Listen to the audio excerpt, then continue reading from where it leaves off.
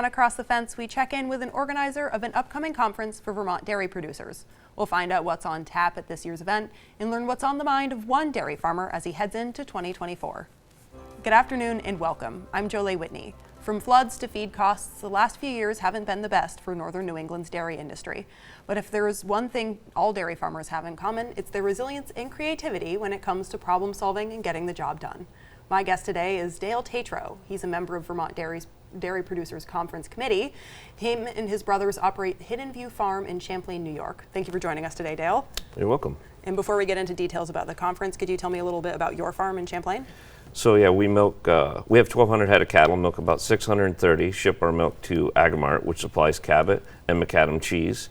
And I have my two partners, Dan and Don, who I'd like to thank for allowing me to be here today.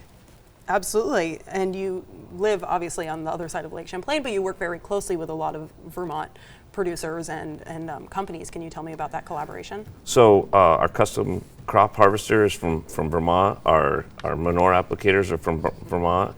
Our feed purchases are from Vermont. Our grain purchases. Our veterinarian is from Vermont. So we have a lot of expertise. Our milking equipment supplier is from Vermont. So we're very tied into the state of Vermont.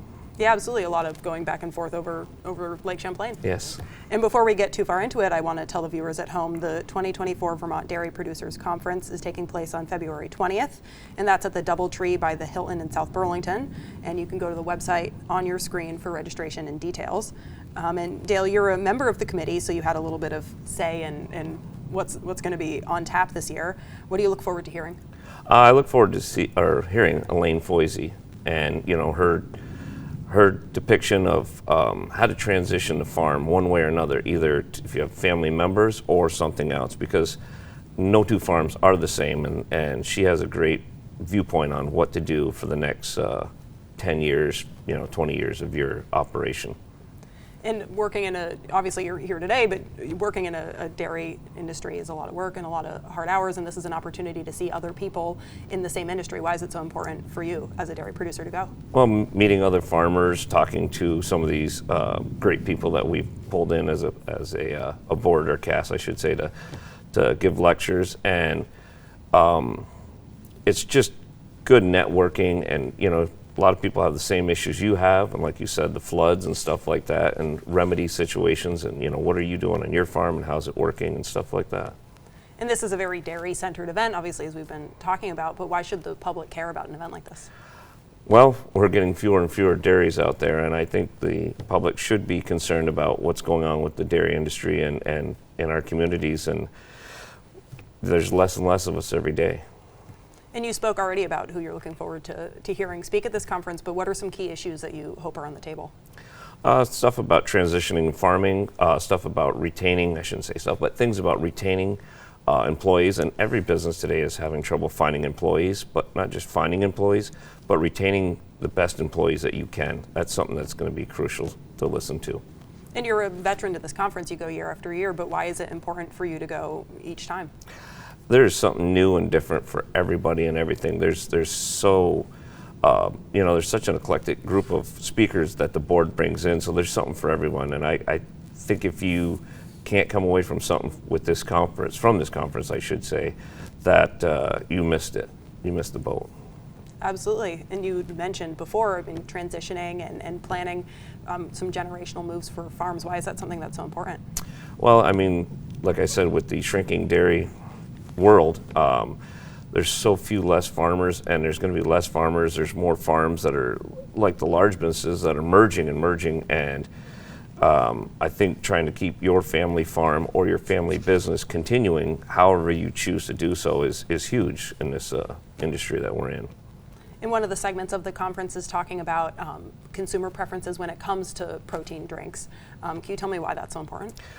So protein drinks are now the new driver in the industry, and a lot more kids and people are loving the flavors and the quality of that drink. And as dairy producers, we're now able to understand how to feed our cows differently, different nutrients, and our nutritionists are making more protein with cows that they never made before, and also even genetics. We're learning to make I shouldn't say make, but cows are higher protein producers than ever before. So that's more money in your pocket at the end of the day.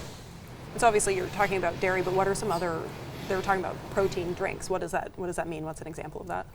So protein drinks, there's several companies now that are taking a lot of the butter fat out of milk, and they're creating protein. They're using the protein that's left in and making sports drinks or just milk drinks, that are just higher protein, and they're healthier for you, and they're also loaded with great nutrients from dairy, so for which kids today are lacking. So.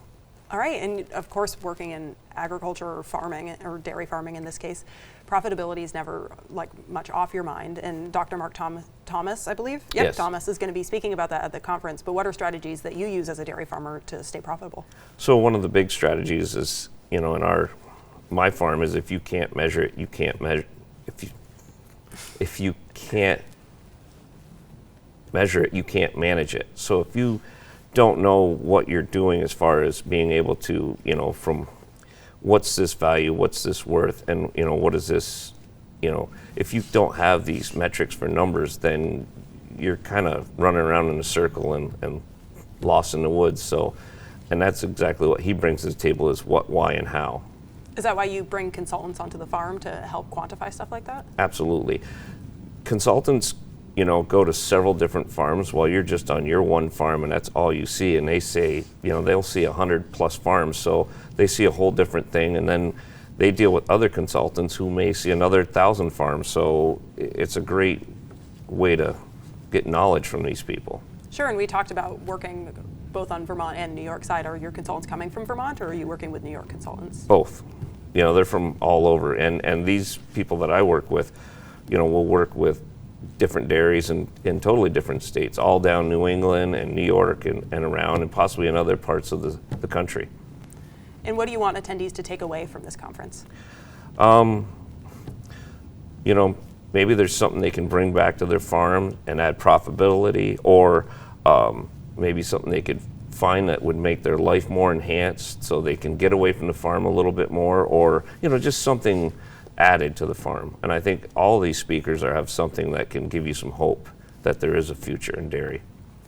And who do you ship with? You produce a lot of milk. Who do you work with a lot? Agamart, obviously. Well, Agamart, but it is, so our milk can either go to Cabot or to McAdams Cheese. So our dairy farm is a balancing farm, so our milk can go either direction and end up in either cheese. So it's kind of a highlight to us. Yeah, absolutely. An example of you working with Vermont as well in production. Right. And what have you heard about dairy prices for 2024? They're not looking super, but but like I said, if you are managing things, most top dairies will get through this year. It won't be the greatest year on records, but like you said earlier, we've come through the floods, which has not been helpful for a lot of farms. The feed that we put up is not the best feed we've ever put up, but for most dairy farms, we're resilient. We'll get through, and hopefully there'll be an uptick at the end of the year, and something will come along that'll make things better. And you mentioned the flooding. I know a lot of Vermont farms got impacted by that a lot. Did you see the impacts of that in Champlain? We did. There was some crops that we put up that, you had to get the crop when the time came, and there was mud, there was some mycotoxins, so we'll have to deal with herd health and issues with cattle and stuff like that, but we'll get through. And that's what the consultants come in to help us, get through these things. And have you felt the impact on the feed supply? I know we've covered a lot that it's harder to find food for dairy cattle now. There was a little impact, but we've crossed that bridge already, so we're good, until next year. And like every farmer, it's from year to year as far as when your crops are made. So. Sure, but for now you're smooth sailing. That's right. Absolutely. And you mentioned that a lot of crops were impacted. Did you have crop insurance? Is that something you were prepared for? We do have crop insurance, but there has to be so much damage done for you to collect in crop insurance, and that's another thing where you weigh and measure your crop to see. And our crop was not damaged enough where we got insurance, but it was damaged enough where it'll impact the herd, but we will get through. And you mentioned mycotoxins. Can you tell me a little bit more about what that means? So when feed, like the crop that's growing out in the field, there's so much moisture, it doesn't see sunshine.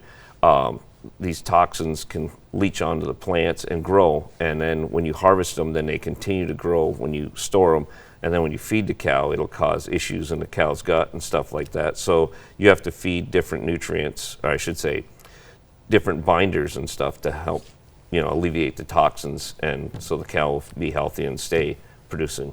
And does that come at a big cost trying to manage that? It does. It'll cost anywhere from 10 cents to 50 cents per cow per day. Wow. So yeah. And you mentioned before we even started taping that your family's been farming in this area for a long time. Are all these challenges something that you imagine they saw in their lifetime as well? I would say, similar, but something different. It's everybody has challenges to go through, or cross the bear, so to speak. So it doesn't really. The more things change, the more they stay the same. Sure, and we've talked a lot about some of the struggles of being a dairy farmer, but why do you love it? It's been in my family my whole life. I guess it's the only thing I know, and like my brother likes to say, we're not too bad at it, so let's keep doing it. If it ain't broke, don't fix it. That's right. All right, thank you so much for joining me today. Thank you. And if you're interested in signing up for the Vermont Dairy Conference, the register for the 2024 Vermont Dairy Producers Conference, you can go to the website on your screen. There you'll find a list of presenters and the full agenda, and go to vtdairyconference.com. And that wraps up the program for today. From the crew behind the scenes here at WCAX, I'm Jolie Whitney. Have a good one.